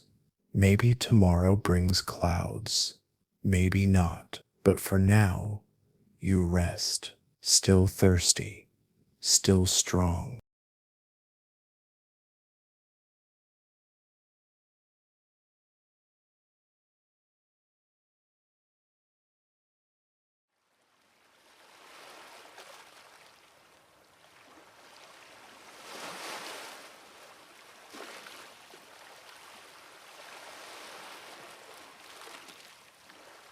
When the shouting starts, you're already halfway to your feet. It's still dark, stars overhead, moon hiding behind a thin veil of cloud, but the air is pulsing with tension, sharp and sudden, like someone struck a drum beside your head.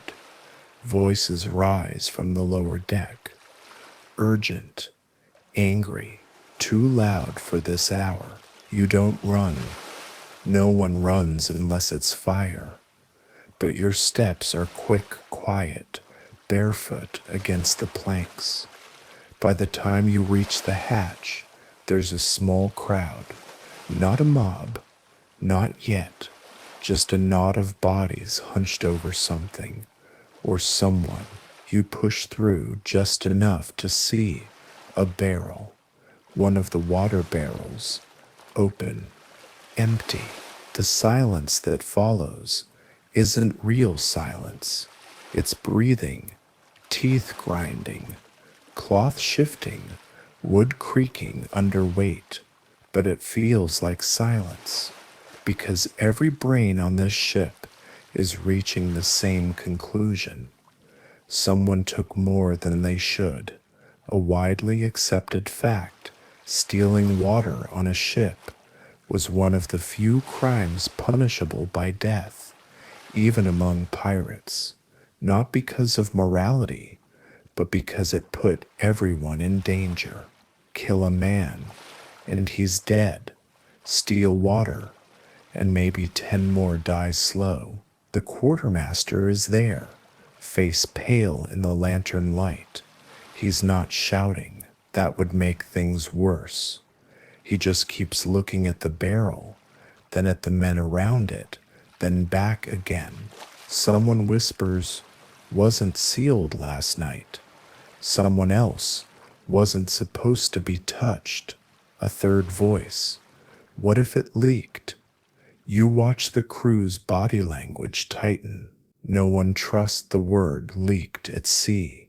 Not when everyone's lips are cracked and eyes are sunk deep in their sockets.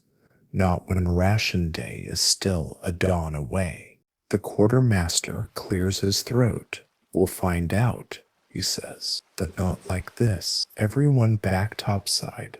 Reluctant grumbles, boots scraping. You follow the flow, ears tuned for any sign that this is going to spiral. You know what spiraling looks like. You've seen it. Men push too far. Suspicion that starts like a drop of water and grows into a flood of fists. Thirst does things to a mind, makes it itch, makes it burn. And the barrel, empty now, might as well be a hole in the deck. Here's a lesser known detail. Some ships kept decoy barrels, not to trap thieves, but to buy time. They'd mark a few for daily rations and keep others sealed, unmarked, hidden beneath supplies. A psychological tactic, the illusion of plenty, even when there was none. You wonder if this was one of those. Back on deck, you find your place near the rail again. Your bones are tired, but your heart's still awake. A dull thud behind your ribs that won't let you sleep. The air has cooled, finally. The stars look softer somehow, and still, no rain. You reach for your flask again. Pause. You're not the only one clutching something now. The crew's hands hover near pockets, pouches, personal stores. It's not hoarding, it's insurance. A sip for later, a secret mouthful in case everything else fails. You tilt your flask just slightly, not enough to drink, just enough to feel it slosh inside. The sound is faint, but reassuring. It means you've got something, a little enough to matter. Historians still wonder whether pirates truly believed in equality aboard their ships. Many codes claimed equal shares, equal rations, equal risk. But when the water ran out, really ran out, did the rules still hold? Maybe, maybe not. You lie back again, flask resting on your chest. You listen to the sea against the hull, steady and slow. You watch the stars, steady and slow, and your breath, steady and slow. Tonight, someone stole water, or maybe it was lost. But either way, the barrel is empty, and you feel a little less full because of it.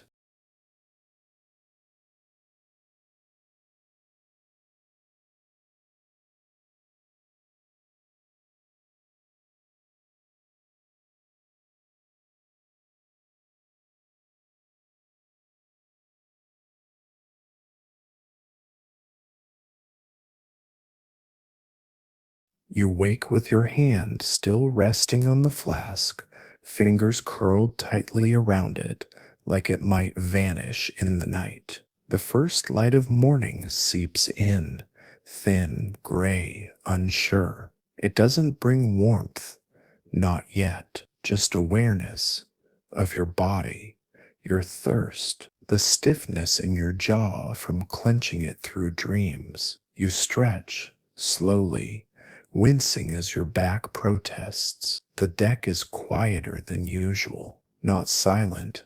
Ships are never truly silent, but subdued. There's a tension in the air, like a rope stretched tight across a beam. You recognize the feeling. Everyone's waiting. You sit up, look around. The crew is already gathering near the barrels.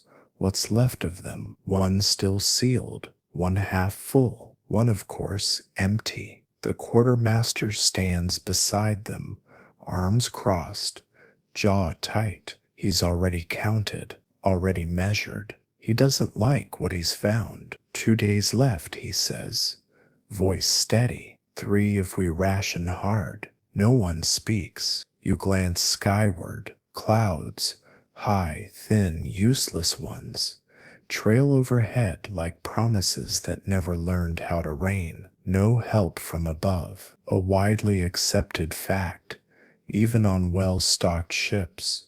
Sailors were trained to go days with minimal water. Some ships gave out as little as a pint a day, enough to survive but barely. Pirates, despite their reputation, usually followed similar practices. After all, a dead crew can't plunder. You line up with the others, mug in hand. Your share today is less than yesterday. You can tell without measuring. It barely coats the bottom of the cup. You take it anyway. You nod. You sip. And you try not to think about the man beside you who might have drunk what he shouldn't have. There's no proof, no confession. But suspicion is another kind of thirst. It dries out trust just as fast. A lesser known detail. Some pirate ships implemented a watcher rotation during dry spells, a man or two posted near the barrels at all hours, sometimes armed, sometimes not. Their job, stop thieves, or at least delay them long enough for someone else to wake up. You volunteered once. You were younger then. Didn't realize how long the night could stretch when you were guarding something everyone wanted, including yourself. You drink the last drop. It's warm already. Not foul, just tired. Like even the water wants to give up. The sun starts to rise, and with it, the groans of work begin again. Ropes to coil, nets to repair, sails to check. 100 little tasks that feel more like distractions now. But you do them because thirst is easier to bear when your hands are busy. Around midday, someone makes a comment, quiet, offhand, about how another man never seems thirsty. Just 4 words, but they carry weight. A flicker of eyes, a shift in posture. That's all it takes. You watch the accused glance up, slow, unbothered. What's that supposed to mean? He asks. The silence after is thick, and you realize that the next drop of rain might come too late, not for the water, but for the crew. Historians still debate whether pirates were more democratic or more dangerous when resources ran low. Some argue that shared hardship made them cooperative. Others claim it just delayed the fighting. You think both might be true. You walk to the bow, find your same spot near the railing. The sea is flat today, almost mirror-like, a cruel joke. You pull the flask from your pocket, still some left. You lift it, not to drink, just to feel the weight, still enough to matter. You breathe in through your nose, out through your mouth, slow, controlled, a rhythm, like a tide. You'll make it one more day, and then you'll see.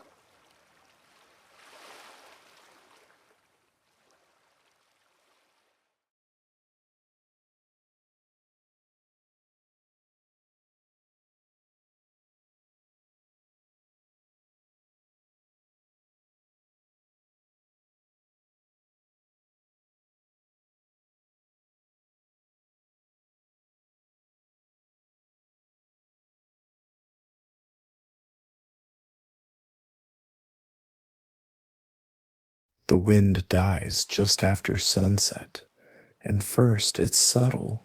The sail flutters once, then stops. The flags go limp. The creaking slows, as if the ship itself is holding its breath. You notice the absence before the silence. Then the ship just stalls, floating, suspended. You're used to the ocean moving beneath your feet, rolling, shifting, murmuring, like it's thinking about something. But now it's flat as glass. No sway, no pull, just stillness. Stillness at sea feels wrong. You glance up. The sky is a deep indigo, stars pricking through like tiny watchful eyes. The moon's a sliver, dull and distant, offering little light and even less comfort. It's too quiet to sleep, too tense to speak. Even the rats seem to be waiting. A widely accepted fact. A ship without wind could sit motionless for weeks. Sailors called it the doldrums, and not just for the weather. Morale evaporated faster than water in the sun. No progress, no distraction, just floating, baking in the slow march toward desperation. Tonight, the barrels are untouched. The quartermaster didn't even open them. "We wait," he said.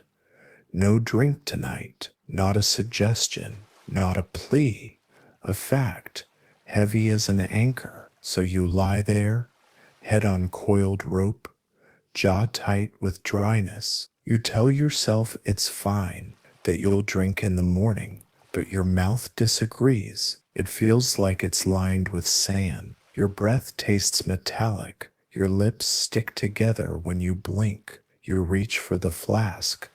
Have it now and let it rest on your chest. You don't drink. You just listen. The crew around you is still awake.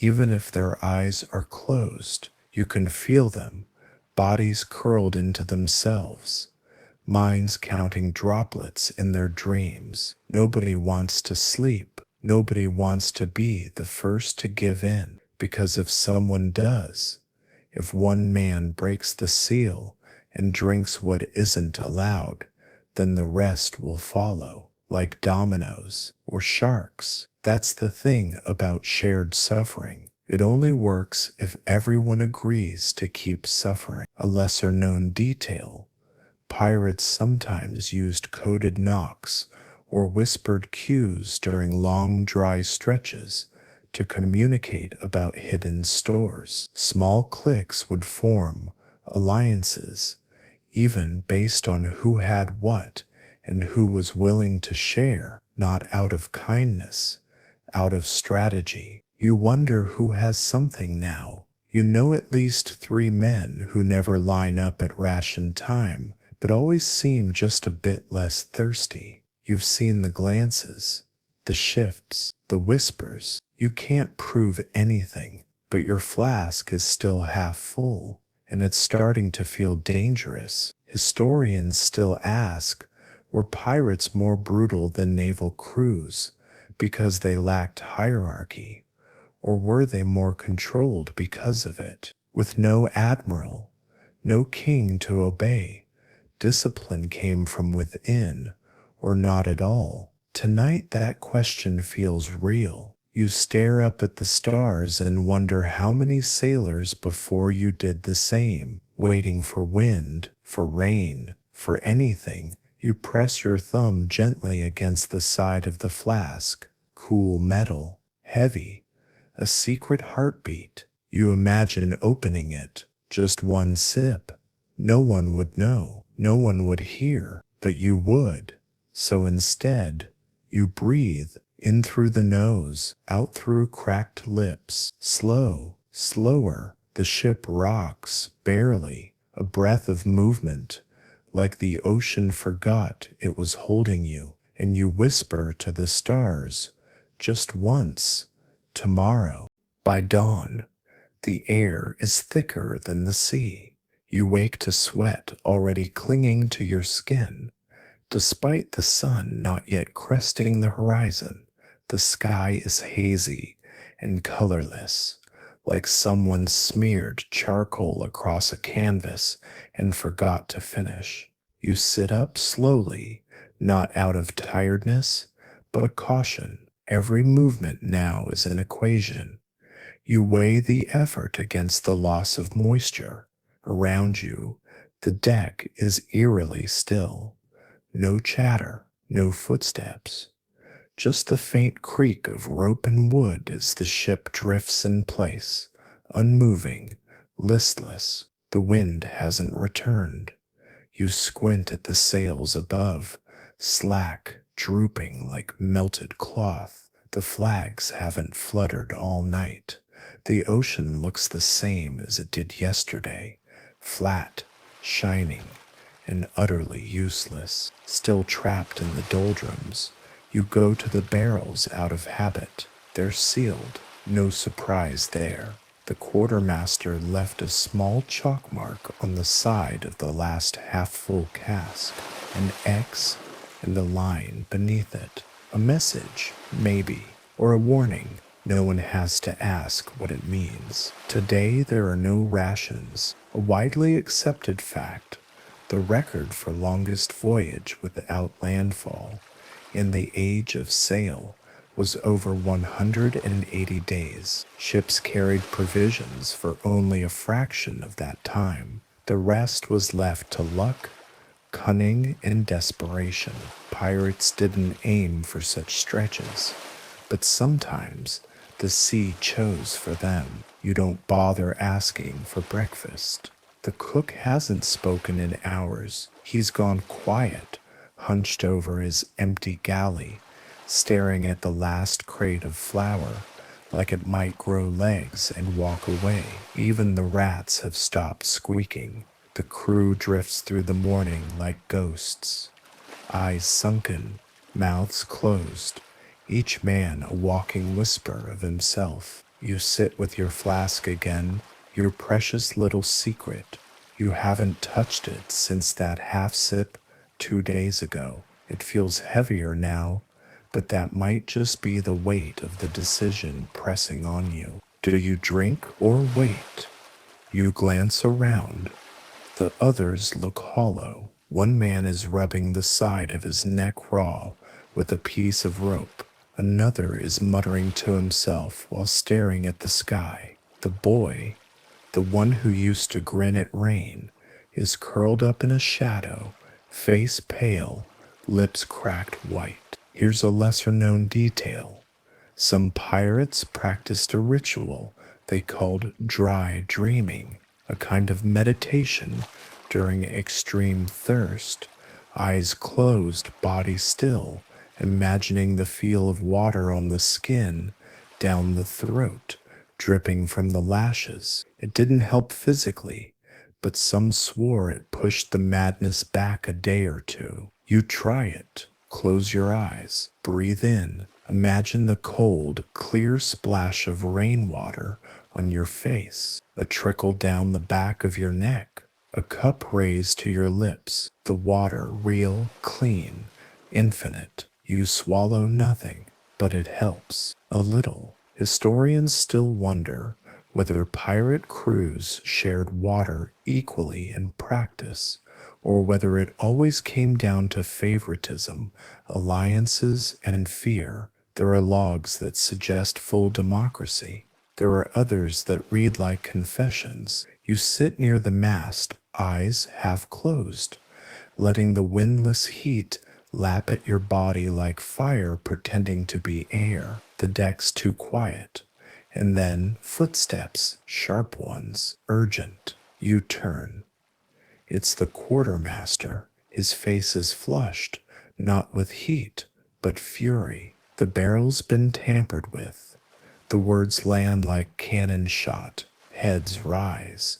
Eyes narrow. No one asks which barrel. Everyone knows which one. You stand slowly. Suddenly, your flask feels heavier than iron, and the air tastes just a little more dangerous. And now, with the night unfolding around you once again, breathe deeply. Let your body settle into the slow rhythm of the ship, rocking softly beneath you like a cradle on the sea.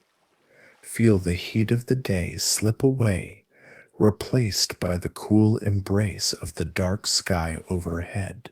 The stars twinkle quietly, distant and steady, as if whispering gentle promises of relief and rest. Allow your muscles to unwind, each breath softening the tension you've carried, the thirst, the waiting, the uncertainty. Imagine the ocean stretching endlessly, a vast mirror reflecting calm and peace. The weight of the flask in your hand, the heaviness of the air, all begin to fade into the background. There is comfort in the stillness now. No demands, no rationing, just the quiet hum of water lapping against the hull, the gentle sigh of the night wind as it brushes past your skin. Let your thoughts drift, untethered, carried on waves of calm. Soon, perhaps, rain will come. Perhaps the wind will return. For now, rest within this pause, knowing you are safe in the slow, steady beat of the sea's heart. Close your eyes and let the soft darkness cradle you. The journey continues tomorrow, but for now, sleep deep and dream gently.